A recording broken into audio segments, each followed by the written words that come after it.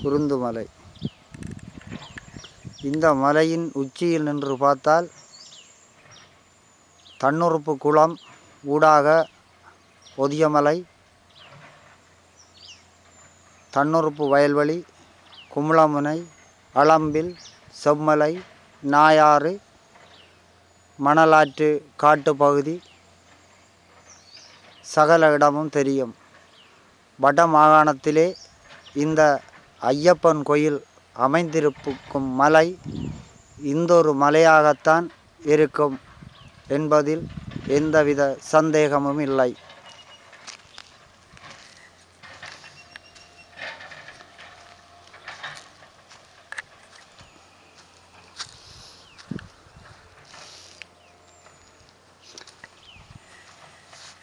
இந்த ஐயப்பன்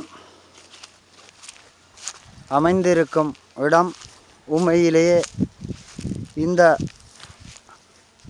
தன்னுறுப்பு நீர்ப்பாசன காணிக்குள் விவசாயம் செய்யும் அனைத்து கிராம மக்களுக்கும் உரித்தான ஒரு சொத்து.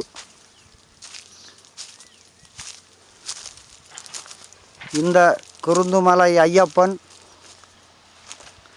காலங்காலமாக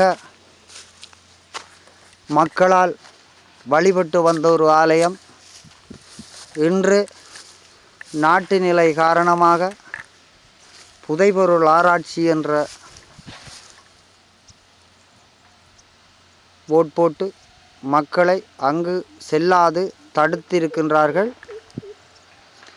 இங்கு உள்ள அரசு அமைப்புகள். அந்த வகையில் தண்ணி முறிப்பு மக்கள் 2010ஆம் ஆண்டிலிருந்து இன்னும் குடியமர்த்தப்படவில்லை.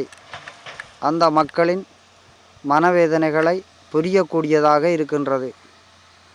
அவர்கள் ஐயப்பன் குருந்துமலை ஐயப்பனை வேண்டிக் கொண்டே இருக்கின்றார்கள்.